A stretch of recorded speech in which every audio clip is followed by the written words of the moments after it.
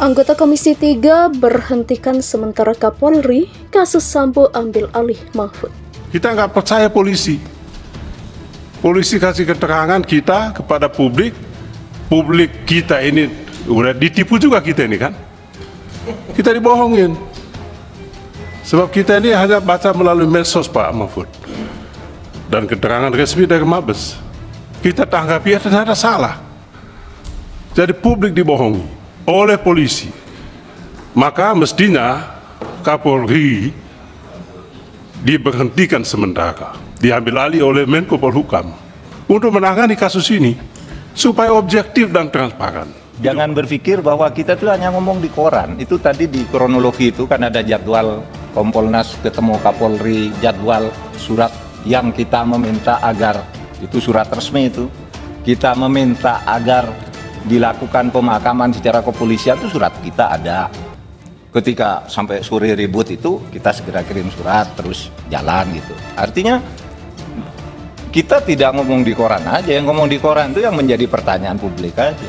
Jadi yang samar-samar daripada ditutup pihak yang mau Pak Mahfud mendahuluin gitu loh.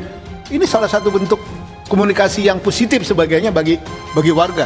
Luar biasa nih Pak Mahfud. Saya menganggap itu penting karena kadang-kala orang kalau betul muncul. Ini Pak, saya apresiasi Bapak. Iya. Terima kasih Pak.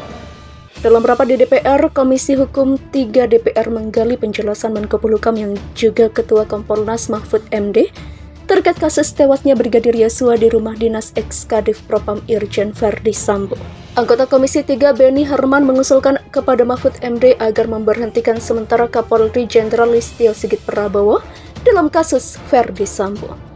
Mestinya Kapolri diberhentikan sementara, diambil alih oleh Menko Polhukam untuk menangani kasus ini supaya objektif dan transparan.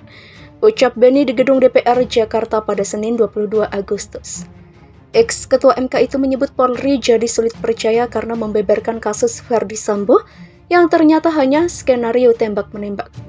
Dalam kasus itu puluhan polisi akhirnya diperiksa. Kita nggak percaya polisi. Polisi kasih keterangan kita kepada publik. Publik kita ini ditipu juga kita dibohongi. Sebab kita ini hanya baca melalui medsos, Pak Mahfud dan keterangan resmi dari Mabes Polri. Demikian tuturnya. Kita tanggapi ternyata salah. Jadi publik dibohongi oleh polisi, imbuh politikus Demokrat itu. Mendengar paparan itu, Mahfud tak memberikan respon. Dalam rapat itu, Mahfud menjelaskan soal beberapa pernyataan yang memicu sorotan, seperti kerjaan Verdi Sambo hingga soal jenderal yang akan mengundurkan diri. Hingga saat ini rapat masih berlangsung. Menko Polhukam sekaligus Ketua Kompolnas Mahfud MD hadir di Komisi 3 DPR pagi ini, Senin 22 Agustus 2022.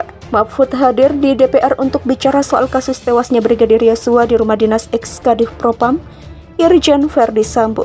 Turut hadir Ketua LPSK Hasto Atmojo Suroyo dan Komisioner Komnas HAM Hoirul Anam untuk memberikan keterangan. Hadir 25 dari 53 anggota dan 7 fraksi dari 9 fraksi.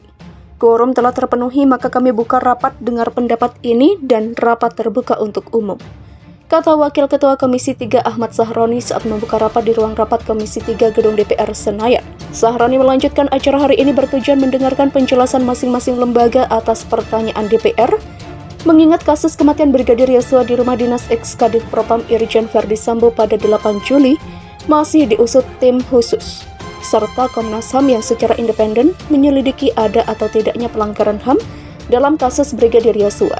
Selain itu, salah satu tersangka yakni Baradae juga telah meminta perlindungan sebagai justice kolaborator dan meminta perlindungan LPSK. Sebab itu Ketua LPSK turut hadir dalam rapat ini.